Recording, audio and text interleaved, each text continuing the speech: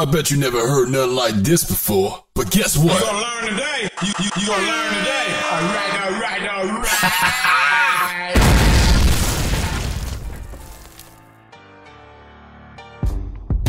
It's the Tim the Bartender Show, where the drinks are served cold, and sometimes so is the truth. Relationship advice others don't give. Tim's advice is always from a male perspective, always straightforward, always real, and always Tim the Bartender. Cheers!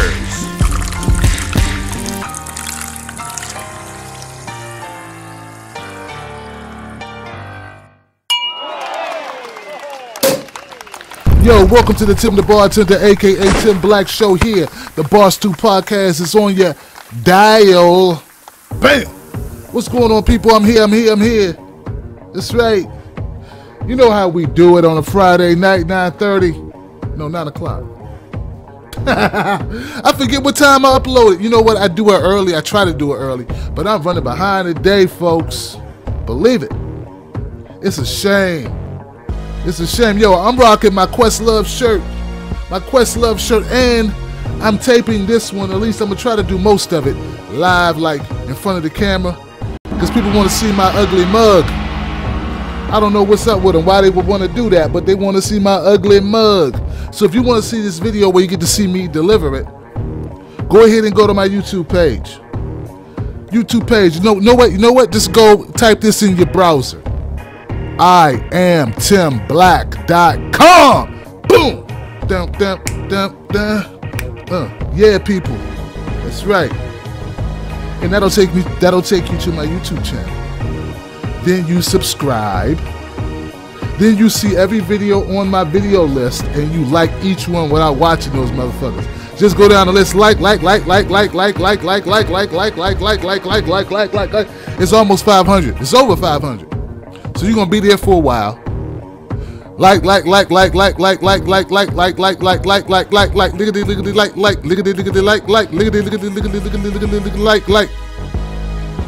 Oh man, I got too many windows open on my computer. Hold tight, man. Don't you hate when that shit happens?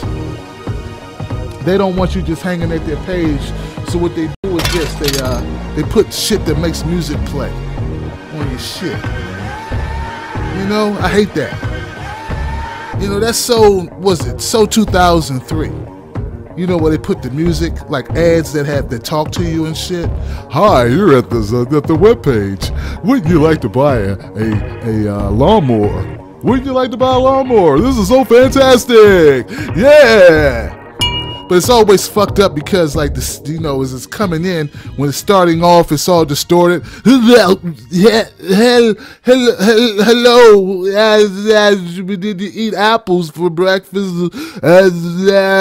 Breast implants. I hate that shit. Well, anyway, guys, this week has been a very interesting week. You know what I'm saying? Very interesting. A week that is chock full of fun things. We got Ebola in New York City for $1,000. Yeah, motherfuckers, you can get your Ebola live. Don't you want some Ebola? Get your Ebola live over here. We got discount prices. Our prices are sure to satisfy. Fit any budget. Put it on the layaway plan if you need to, baby. Woo! We had that. We had the Canada shooting. Yeah, we had motherfuckers going crazy in Canada. Boy, I tell you, ISIS be handling their business. ISIS. And I heard in New York City, was it New York, where the motherfucker hit the cop in the head with a hatchet? Who the fuck uses a hatchet, man? Talk about low-tech terrorism. This motherfucker hit a cop. He hit one cop in the arm with a hatchet. Then he hit another cop in the head with a hatchet. And that's when they blew his ass away. Come on, man. You couldn't afford a bomb? The fuck is going on? I thought ISIS was rich. I'm rich, bitch. Send the motherfuckers. Next thing you know, they'll be outside with butter knives. Cutting niggas bread, putting butter on your bread and showing your toast and shit. Just be busting in your house, buttering your bread for you with a butter knife. I'm going to butter your bread for ISIS. You infidel. And that's another story, man. I haven't chimed in on the whole Bill Maher thing where he talks shit about the Islamist. people who practice the Islamist faith. So that's another thing I want to touch on briefly. And I got notes, man, because I got so much shit that I'm going to talk about. Boom, boom, boom. So much shit. Oh, I'm going to talk about Joe Rogan and Anthony Cumia. You know, Joe Rogan, the guy who did Fear Factor? Yeah. Yeah, Joe Rogan. A lot of people like him. They say Joe Rogan is so cool. He's cool. He's not funny, but he's cool. It's funny. He's a comedian. He's not a funny comedian, but he's really a cool guy. And he smokes a lot of weed. And he's got white privilege, so it works for him. Yeah, baby. We got more news on the Michael Brown killing. Motherfucker, it was a killing. We're going to talk about that briefly. And I'm kind of beating a dead horse with that one. It's probably, you know what, there's nothing left to that horse. Just the saddle that I rode in here on. I'm beating the shit out of that Mike Brown shit. Yeah, that's enough. And Bill Cosby, Hannibal Buress, a comedian that is funny as fuck. He went in on Bill. You see, because Bill has been roofing the women. You see, so he could put his Jello pudding pop in their vaginas. You see that Bill has been bang, bang, bang. No, that's John Witherspoon. You see, Phil says, yeah.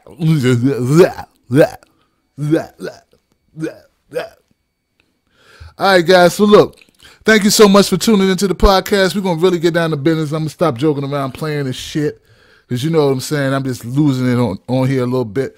But do me a favor. Go to iTunes if you're watching this, if you're downloading, however you're getting this content. Go see me on iTunes. Type in the Barstool Podcast, Tim the Bartender. I need ratings, folks, because I need to let people know what I'm doing. People need to know that I'm out here, that I exist, and I can't exist without your help. So do me a favor, go to iTunes, Tim the Bartender, the Barstool Podcast, and rate me highly. Then you go to Stitcher Radio and do the same thing. Because Stitcher's over there too. So however you're getting this content, give me a big thumbs up. Give me some love. Favorite it, share it. Do whatever you got to do. All right? That's what I need from you. That's what's up. And if you really like this podcast, since I'm so small, man, look, I got a small channel. I only got 13,000 subscribers. You know, I get a lot of views, but they don't subscribe to me for some reason. I don't think they like me much. So look, I'm gonna need you to go to Patreon, Tim's Take Live, and go ahead and donate $2 or $5 or $10 or $20 or $40 or $100 or $1,000 or 3 whores or 2 cars or something, right? Donate something to Tim's Take Live so I can keep doing what I'm doing, man. I would appreciate that shit. I gotta cash in on this white guilt somehow. I would be bigger if I did not stand up for black folks who are disenfranchised like myself. But these motherfuckers do not support me because I don't do enough ghetto shit, I guess. What the fuck is going on, brothers and sisters? Where's the love? Of the people that support me is mostly white folks, and I talk the most shit about white folks, but I'm not talking about you white folks. I'm talking about those white folks that do the fucked up shit. If you're not doing the fucked up shit, I'm not talking to you. In fact, you are my brother. We are in this together. It's about the character that you embody, not about your skin color. That's the dumbest thing I've ever heard in my life. No wonder you get D's and everything. Right. Get that right. So I guess in that same vein, I guess I just need to reach more people. You know what I'm saying? I need to reach more people, and then they will be warm up to me. They'll get to know me, and they'll be like, God damn it, that Tim Black is all right with me. That motherfucker Tim the Bartender, I love this guy. Give me more Tim Bartender. Until then, I'm small. Anyway, folks, we got so much information, so much to share with you. Look, man, let me take a break. Let me get some shit situated. And then, you know what? It's going to be a break on this side. There won't be a break on your side because you're just going to hear the show continue. You know what? These motherfucking Apple earbuds, they fall out your ear all the fucking time. Is it my ears? Does it fall out your fucking ear? Isn't that shit the fucking... that's annoying as hell. They're like, it's like they're not built for my ears. Fuck thing is not built for me. It's built for you skinny bitches. Yo, skinny bitches. I sound like Monique. You skinny bitches. Skinny bitches are evil. She made a career off doing that. I'm joking, man. Monique is funny. She built badly, but she's funny. You know, she has some shit to say about me, too. I'm not saying I wouldn't hit it with a baseball bat. I'm saying... see, I don't care, man. See, people say I'm not controversial. I be telling people I'm not controversial. There are people out there who make a living off being controversial. I'm not controversial. I just don't give a fuck. There's a difference. All right, guys, I told you I would take a break. I'm about to take a break. This is Tim the Bartender Show here on the Bars 2 Podcast, here on YouTube, here on iTunes, here on Stitcher, here everywhere. And I'll be right back, motherfuckers.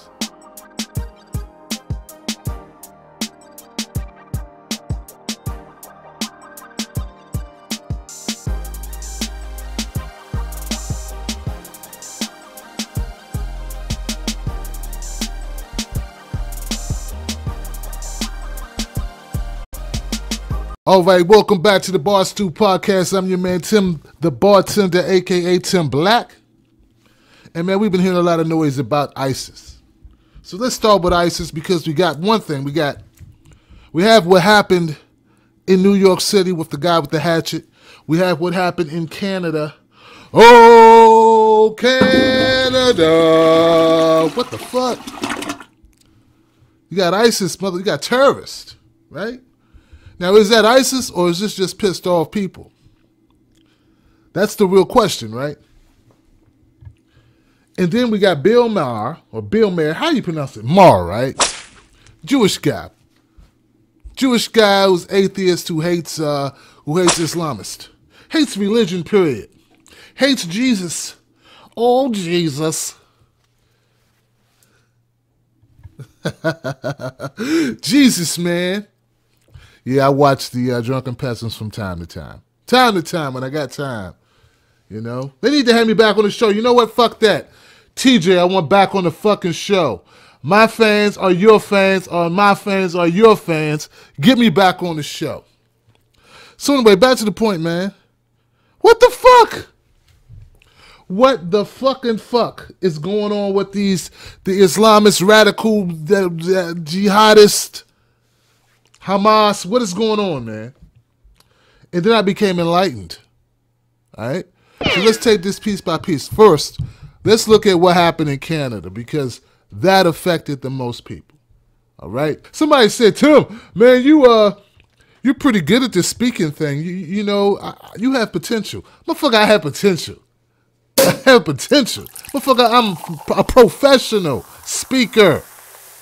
Professional. I do this thing.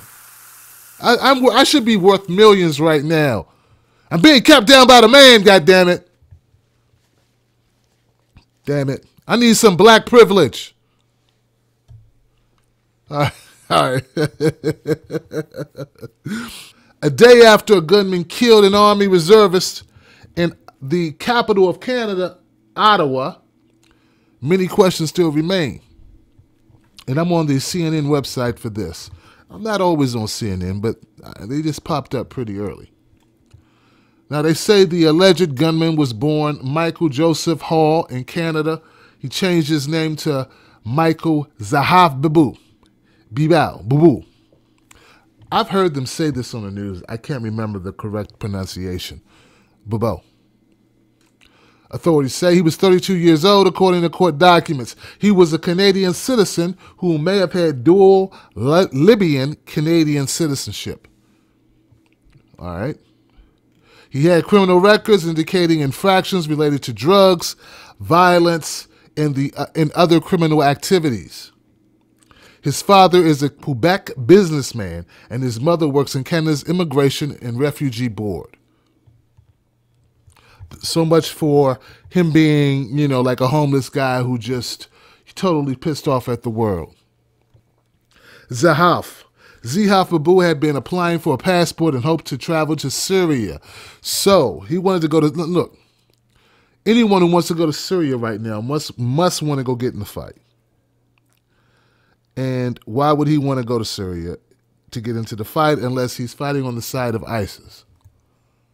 I don't think he wants to get in the fight to join the United Nations or the Allied forces. So there we go right there, folks. That's it. What do they say? They say they're still looking for a motive. I don't know. Now, look. Now, here's the thing where they're saying we're being idiots, and me, I keep saying ISIS. When there are people who are pissed with Canada, pissed with westernized, the Western world, who have nothing to do with ISIS.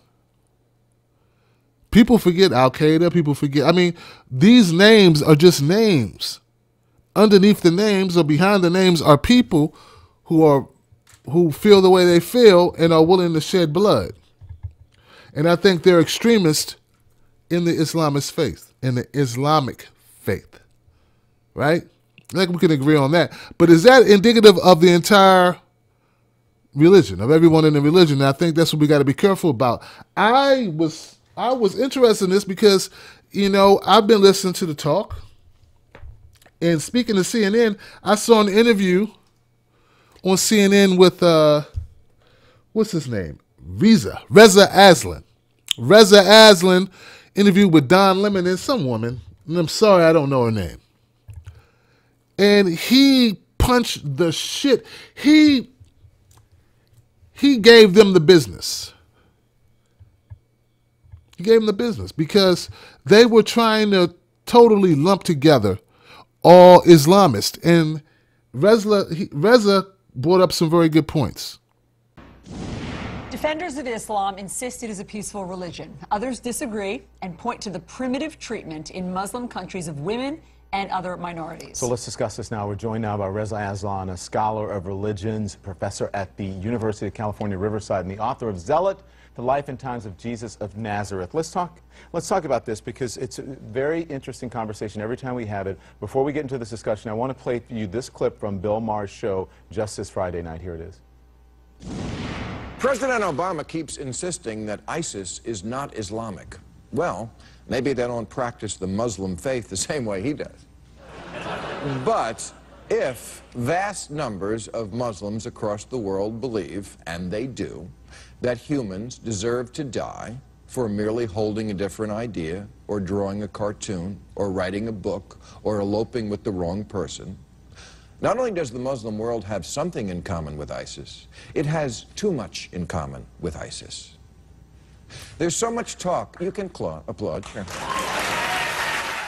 He went on for a good 5 or 6 minutes about that, talking about how women or circumcision for women, not respecting the rights of women, not respecting the rights of gay people. And what's your reaction? And then we'll talk. Well, I like Bill Maher. I've been on his show a bunch of times. He's a comedian, but you know, frankly, when it comes to the topic of religion, he's not very sophisticated in the way that he thinks. I mean, the argument about the female genital mutilation being an Islamic problem is a perfect example of that. It's not an Islamic problem, it's an African problem. Well, wait, because he says it's a, hold on a second, Reza, because he says it's a Muslim country problem. He says that in Somalia... Yeah, but that's... Yeah, and that's actually empirically, factually incorrect. It's a Central African problem. Eritrea has almost 90% female genital mutilation. It's a Christian country. Ethiopia has 75% female genital mutilation. It's a Christian country. Nowhere else in the Muslim majority states is female genital mutilation an issue. But again, this is the problem, is that you make these facile arguments like that women are somehow mistreated in the Muslim world. Well, that's certainly true in many Muslim majority countries like Iran and Saudi Arabia.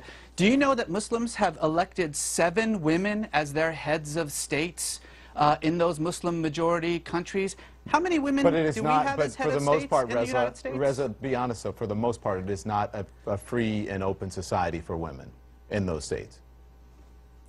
Well, it's not in Iran, it's not in Saudi Arabia, it certainly is in Indonesia and Malaysia, it certainly is in Bangladesh, it certainly is in Turkey. I mean, again, this is the problem, is that you're talking about a religion of 1.5 billion people, and certainly it becomes very easy to just simply paint them all with a single brush by saying, well, in Saudi Arabia they can't drive, and so therefore that's somehow representative of Islam. It's representative of Saudi Arabia. But in Iran, they don't have... I mean, I think that Bill Maher's point is that these aren't extremists. We often talk about extremists and that we should crack down on extremists. And why aren't Muslims speaking out about extremists? In Saudi Arabia, when women can't vote and they can't drive and they need permission from their husband, that's not extremists. Why aren't we talking more about what? That's not extremists, that's commonplace. Why don't we talk more about the commonplace wrongs that are happening in some of these countries? It's extremist when compared to the rights and responsibilities of women, Muslim women around the world. It's an extremist way of dealing with it. But it's not extremist in that. It's not extremist in that country. In Saudi Arabia, that's the norm. Oh no, it's not. I mean, look, Saudi Arabia is one of the most, if not the most extremist Muslim country in the world.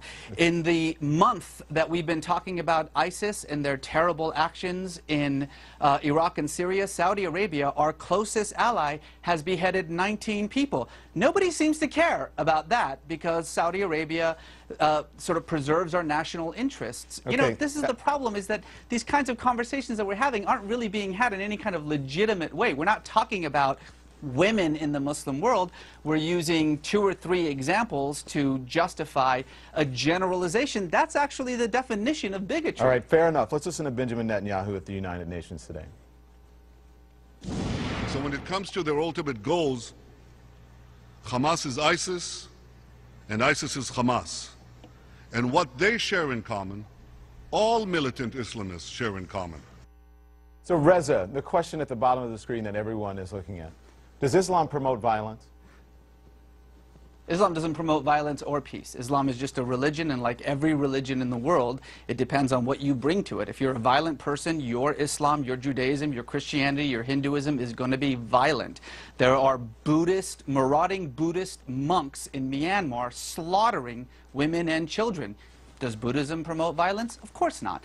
People are violent or peaceful, and that depends on their politics, their social world, the way that they see their communities, the way they see themselves. So, Reza, you don't think that there's anything more, there's the justice system in Muslim countries, you don't think is somehow more primitive or subjugates women more than in other countries?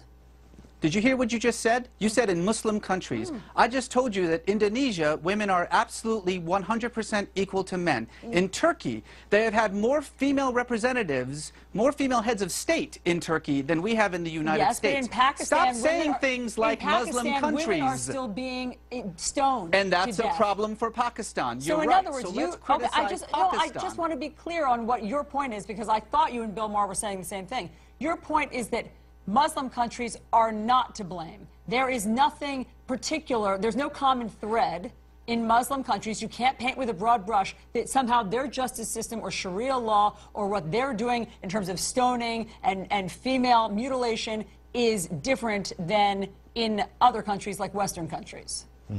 Stoning and mutilation and those barbaric practices should be condemned and criticized by everyone. The actions of individuals and societies and countries like Iran, like Pakistan, like Saudi Arabia must be condemned because they don't belong in the 21st century. But to say Muslim countries as though Pakistan and Turkey are the same, as though Indonesia and Saudi Arabia are the same, as though somehow what is happening in the most extreme forms of these repressive countries, these autocratic countries, is representative of what's happening in every other Muslim country, is frankly, and I use this word seriously, stupid. So let's stop doing that. Okay, Reza, let's listen. I want you to listen to Benjamin Netanyahu again. This is actually the one I wanted you to hear. Yeah, the ISIS. Our hopes and the world's hopes for peace are in danger because everywhere we look, militant Islam is on the march. It's not militants, it's not Islam, it's militant Islam. And typically, its first victims are other Muslims, but it spares no one. He's making a clear distinction there. He says it's not militants, it's not Islam, it's militant Islam. Do you understand his distinction there? Is he correct? Well, he's correct in talking about militant Islam being a problem. He is absolutely incorrect in talking about ISIS equaling Hamas. That's just ridiculous. No one takes him seriously when he says things like that. And frankly, it's precisely why, under his leadership, Israel has become so incredibly isolated from the rest of the global community. Those kinds of statements are illogical, they're irrational, they're so obviously propagandistic. In fact, he went so far as to then bring up the Nazis, which has become kind of a verbal tick for him whenever he brings up either Hamas or ISIS. Again, these kinds of oversimplifications, I think, only cause more danger. There is a very real problem. ISIS is a problem. Al-Qaeda is a problem. These militant Islamic groups like Hamas, like Hezbollah, like the Taliban have to be dealt with. But it doesn't actually help us to deal with them when, instead of talking about rational conflicts, rational criticisms of a particular religion, we instead so easily slip into bigotry by simply painting everyone with a single brush, as we have been doing in this conversation, mind you. Well, we're just asking the questions, Reza, and you're answering. I think you answered very fairly, and we appreciate it. Thank you, Reza Aslan. We appreciate your perspective and helping everyone understand your perspective. 126 Muslims. And what I loved about that clip was that Reza broke it down for us, didn't he? He put it very clearly for us all to recognize the hypocrisy of a lot of the journalists and a lot of the Western world when they report on these types of activities, like the one that happened in Canada, all right? Like so much of what goes on in the world. Islam is huge, 1.5 billion people, 1.5 billion people. So I'm pretty sure if you look close enough at what's going on or what activity is happening by 1.5 billion people, excuse me, you could find them doing all types of things at any given time of the time that you look at them. From saving the homeless to treating women very fairly to whatever. Right? Whatever you want to see them doing, however you want to paint them, you'll be able to paint them with that brush depending on when you look. It's sort of like Duck, Duck, Goose. Anybody remember Duck, Duck, Goose, guys? Duck, Duck, Goose, you walk around, you duck, duck, duck, duck, duck, duck, duck, duck, goose. And when you say goose, everybody has to find a seat. And some people are ass out when you say that. And whoever gets the last seat wins, right? So in this situation, what I'm saying is that with Islamists and what we label people as terrorists, whenever you say goose, whoever you catch standing up is the loser. And a lot of times we catch certain people in the Islamic faith without a chair when we start looking at them. And I just love the way Reslan put it, because I never looked at it that way. I never considered the fact that, and you know what, when I make these videos and people hear my opinion does change from time to time. And I've been pretty harsh on Muslims. Like the Muslim who beheaded the woman at work. Remember that Muslim guy who beheaded? We know that he was Islamist because of his Facebook page, right? And then they found some stuff on him. But the bottom line is this. Oh, he was also trying to convert people to his religion. So he was outspoken. But that should not be an example of all Islamists or all Muslims. It just shouldn't. And I should be extra sensitive to that reality because I'm a black man and I know what people do with us. They do the same thing with black folks. They look at something that one black person does in Oakland and they attribute that to an entire group of people. Right? That's what they do. And I'm doing the same thing without even thinking about it when I look at this fuckhead who beheaded a woman at work. Right? I'm doing the same thing. You understand? So, though I want to be the guy that's like, fuck this, and this is bad, and I was pissed and I was upset, but you have to be careful how you use your words. You have to be careful how you use labels. I must do a better job at that. And look, I can't promise anything, right? I can't promise I'm always going to get it right, but I can promise you this. Right now, I recognize it, and I will try to do a better job at it because I'm now cognizant of it, and I have to give that credit to Reza Aslan for opening my eyes to it. Now, don't get me wrong, a lot of the stuff they do is screwed up, but when he said with Saudi Arabia beheaded 19 people in 1 week, and we didn't hear anything about it because it does not fit our talking points, oh man, that meant something to me. What that mean to you guys? This sound like maybe we get in the banana in the tailpipe? Yeah, banana in the tailpipe. Sounds like we're being fooled. We're being bamboozled. Booyah! That's what it sounds like. I could be wrong, but it sounds like it. No. It sounds like it because we are.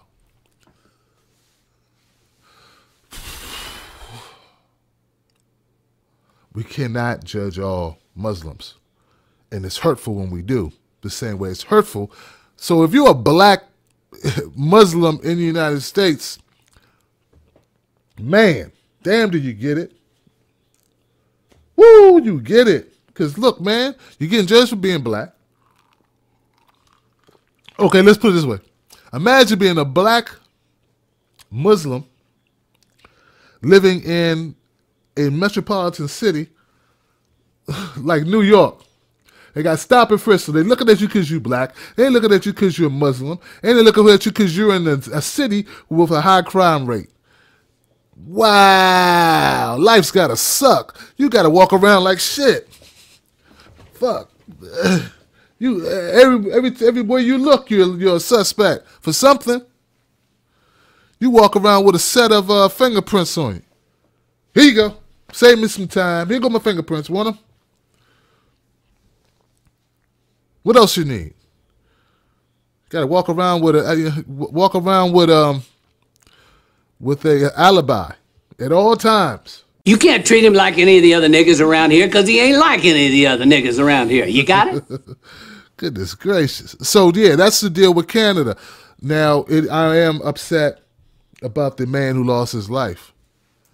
That does not, look, me being cognizant of the fact that we marginalize Muslims and lump them into one group and make them the boogeyman does not negate the fact that that fuckhead in Canada who was deceased took a life. We can be pissed at that. Those two things can't exist in the same brain. We should be able to do that. And that's what I don't like about a lot of my conservative folks, you know, because they think you can't do two things at once. You can't go chewing gum and walking at the same time.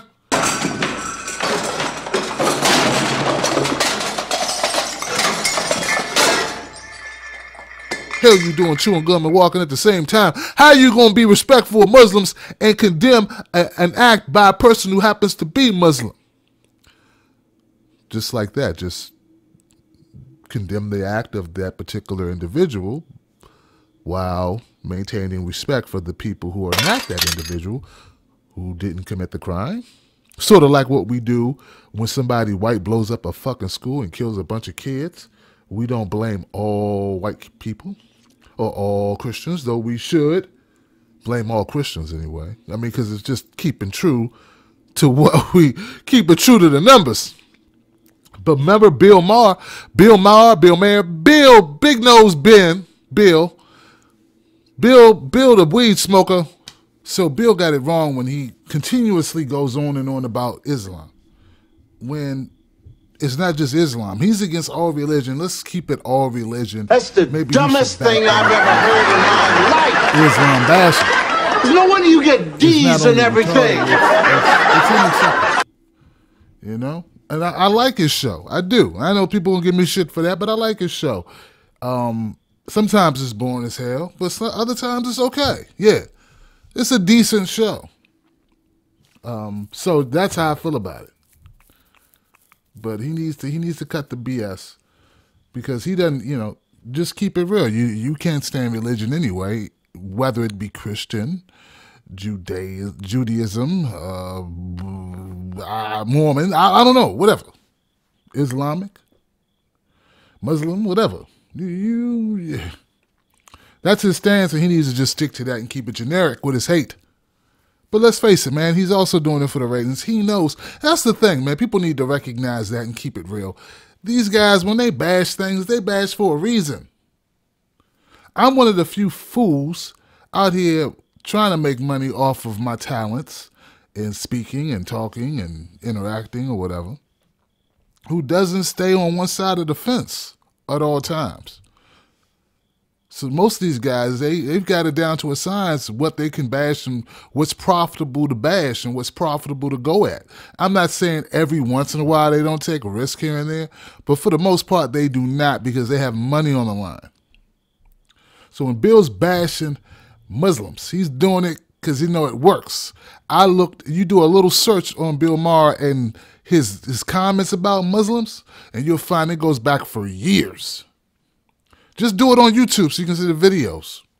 Forget reading that shit. Do it on YouTube, and you'll see he was doing it in 08, 09, 10, 11, and 12, like outspoken comments about the Muslim faith particularly.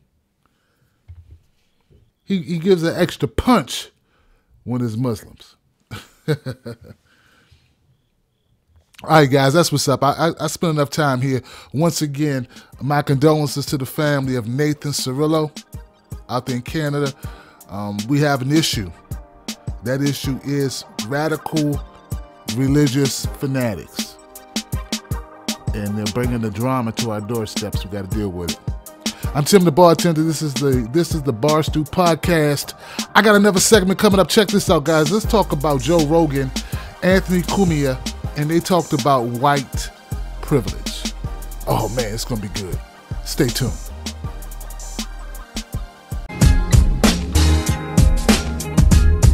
What good is it? What good is it? Tell me that. What good is it? What good is it? Tell me.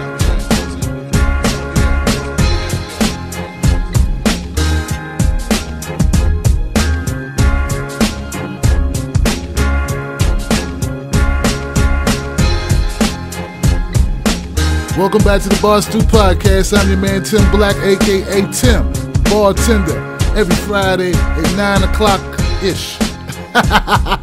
I'm late today, but I wanted to give you graphical, I wanted to give you video with the audio because some people wanted it. So, hey, man, I got to be responsive, all right?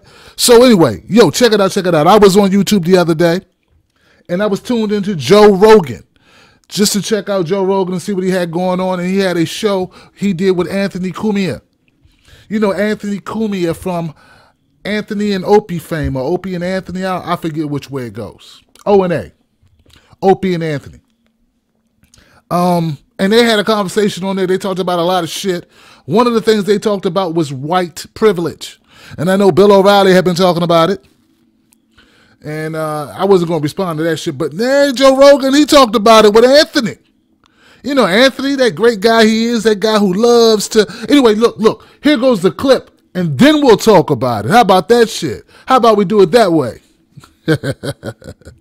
You checked your white privilege. I did check my white privilege, which I implore all of you to do, please. Check your privilege. Check your privilege, people. That's a big thing that they say on college campuses today. Of course they do. The young kids are being indoctrinated by the hard left that's running these colleges. Yeah. And the hard left wants you to check your privilege. Check your privilege. Mm-hmm. I still don't know what it is, and I've said what I believe white privilege is, and I've gotten a lot of shit for it.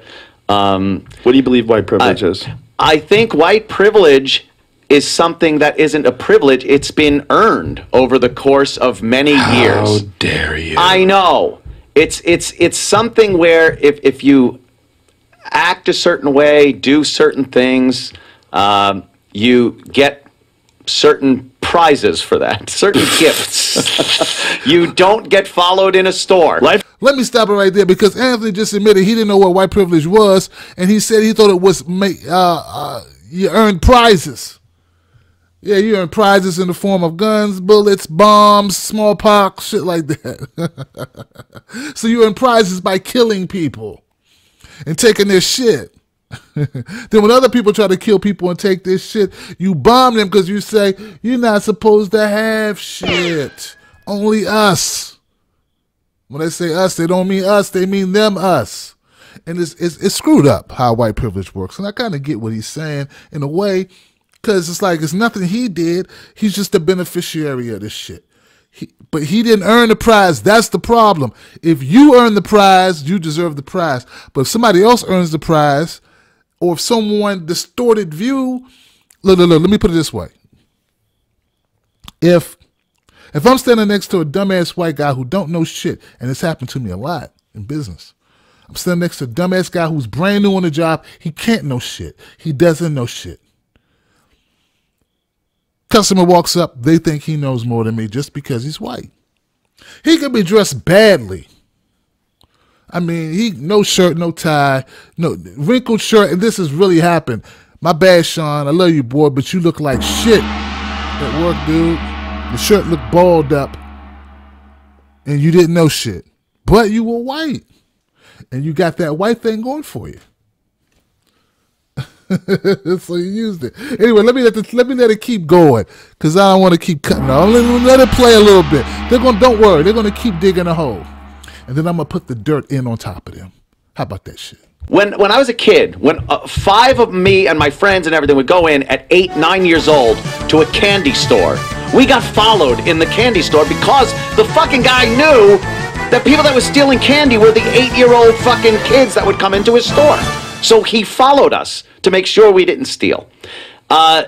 When people go into stores now and they're followed, they look at the people that have been profiled, yes, profiled, over the course of their loss prevention, and say, all right, make sure you keep an eye on these. We can't individually interview everyone that comes in and find out what their character is.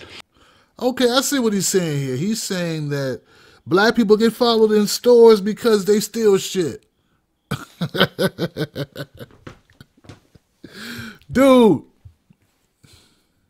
a lot of people need to understand this. They do. So let me do the education. You didn't do the education, Sway. You didn't do the education.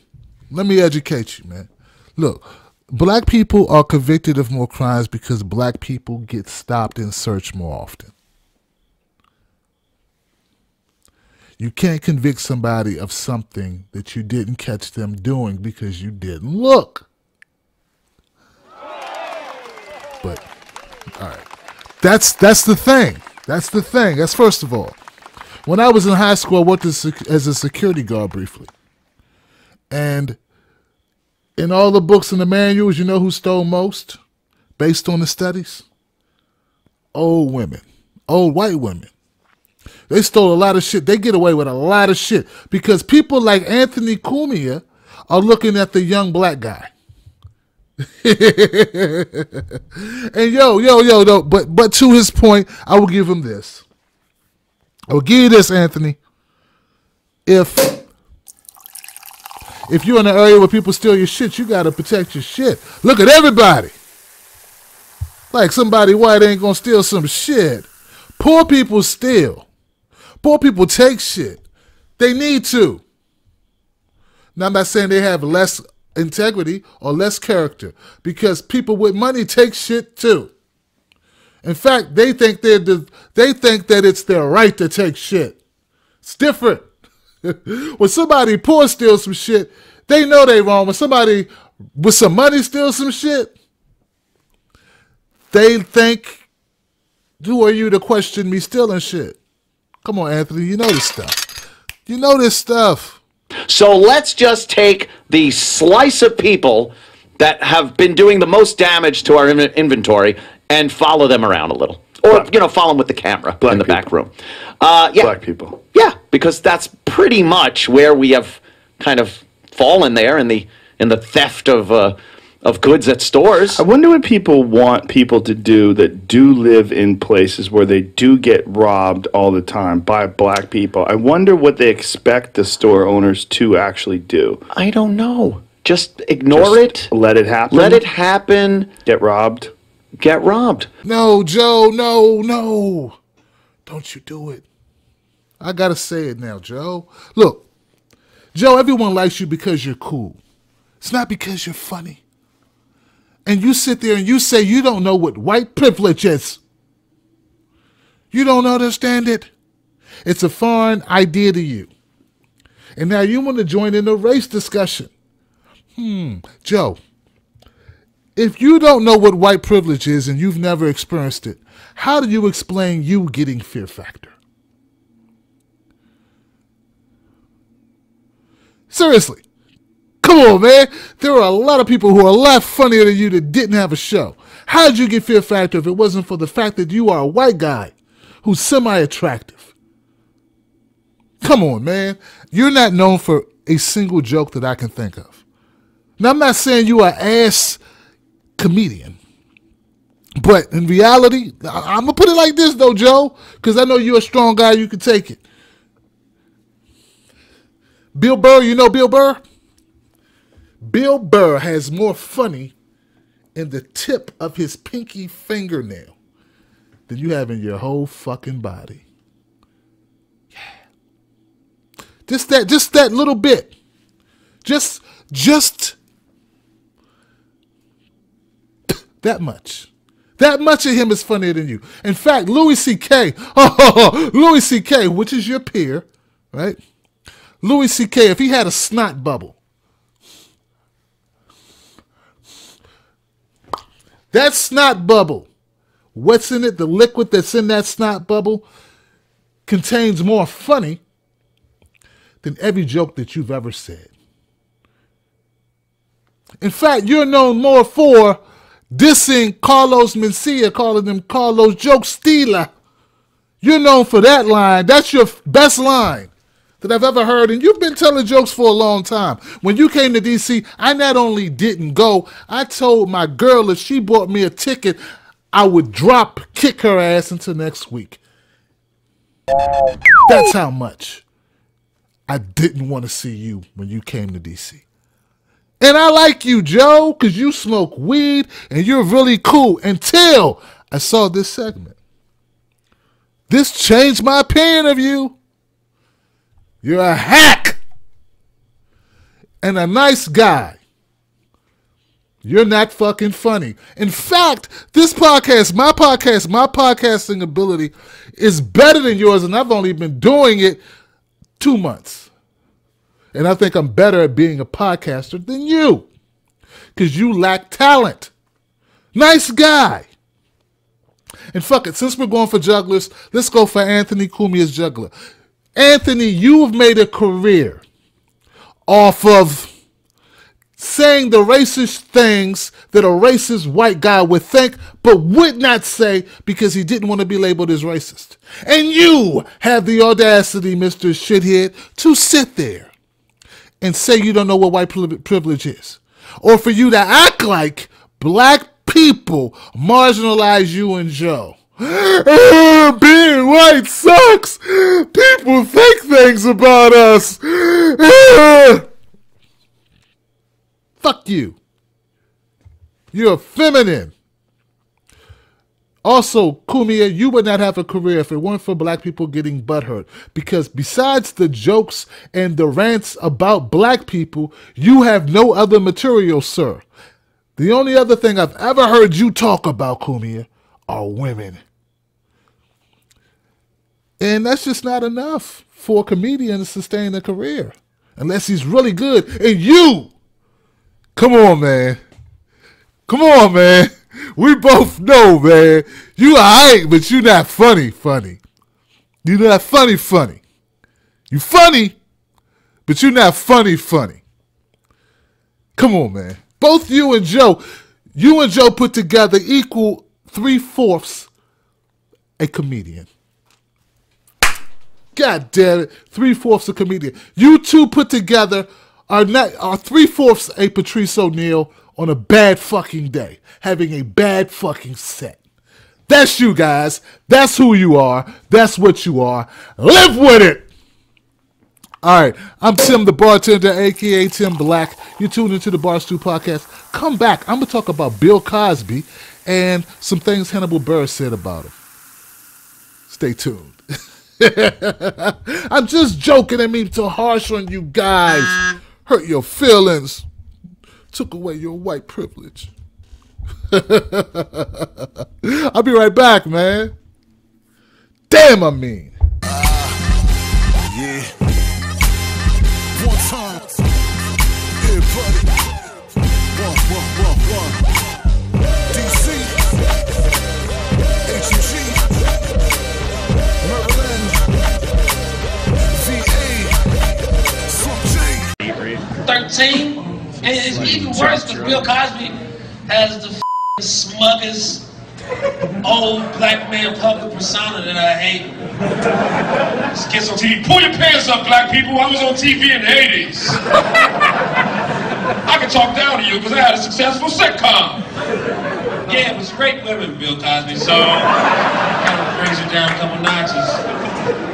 I don't curse on stage. But yeah, you're a rapist, so it'll take you saying lots of on Bill Cosby himself if you weren't a rapist. I don't know what I'm doing by telling you. I guess I want to just at least make it weird for when you watch Cosby Show reruns. Dude's image, for the most part, it's public Teflon image. I've done this bit on stage, and people don't believe. People think I'm making it up. I'm like, Bill Cosby, there's a lot of rape allegations. No, you do. No. They call me Captain Kick 'em Out. No. That is upset. If you didn't know about it, trust me. If you leave here, Google Bill Cosby rape. It's not funny. This more results than Hannibal Buress. Psst. Hey, people. I thought we were cool. I thought we had a relationship of understanding. We share information. Why didn't you tell me that Bill Cosby had been accused of touching women, raping, getting them high, slipping shit in their drinks and in their food, and taking advantage of them? Why didn't I know about this? Why didn't you let me know this? All this time, this guy walking around with the Jell-O pudding pops. You see, if the Jell-O pudding pop is filled with roofie juice, then you can get some juice and you can pop that ass, you see. Because when she is unawares, you can pull down her underwears. Daw. Why didn't nobody tell me that's how he was rolling? And this is not some stuff that went on like in 1976. In fact, he settled out of court in 2006. 2006! Now I hear people trying to take up for him and shit. They're trying to, don't talk like that about Bill. What? Now I know he wasn't convicted. I know that. But come on, man. One woman came out, and the lawyer for that woman says, doing some research, they were able to find 12 other women who said the same thing happened to them, that they had a similar story. Now, Bill settled out of court with the one, but the other 12, I don't know what happened, but come on. 13 women said Bill had done similar things to them, getting them up without their knowledge, slipping something into their food or drink, and took advantage of them. But no, you just walking around knowing that Bill has been sticking his bill in women that's not his wife without their knowledge. And you didn't tell me. You didn't tell me about it.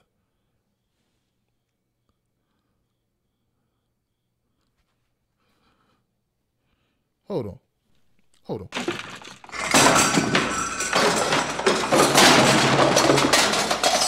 So you're telling me, and I know it's not supposed to be funny, but it's funny.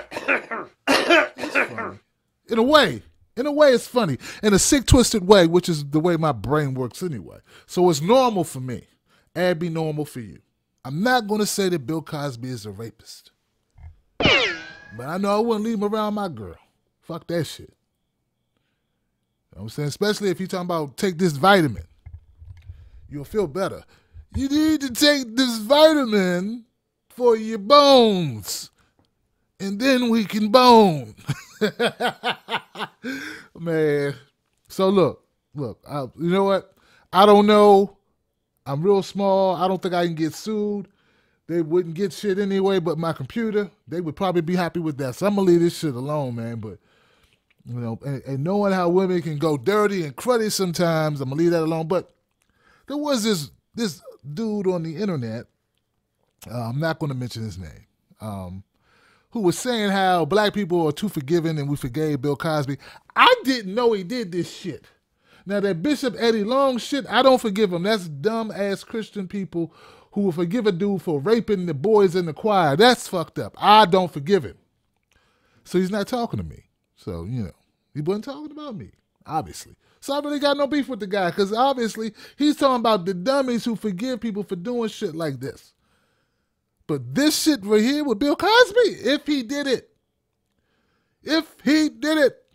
got to buy a ticket to see them stick it. That would change everything about Bill. And what a way to go out. He's 77. For this to blow up, he could die next week. And the last thing people will be thinking about will not be his Argyle sweaters. They'll be thinking about his Trojan condoms. You know? And that's sad.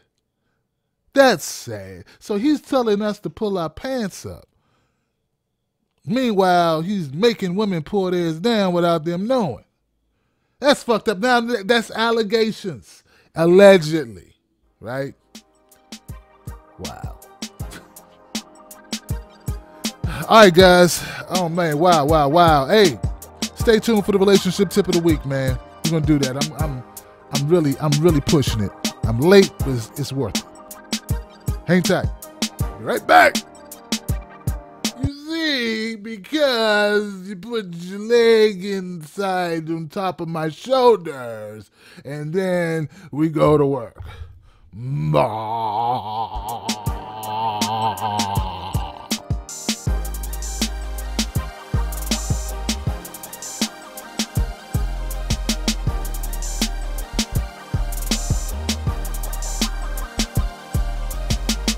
Welcome back to the Bars 2 podcast. I'm your man, Tim, the bartender, a.k.a. Tim Black. You made it to the relationship portion of the show. Give yourself a round of applause.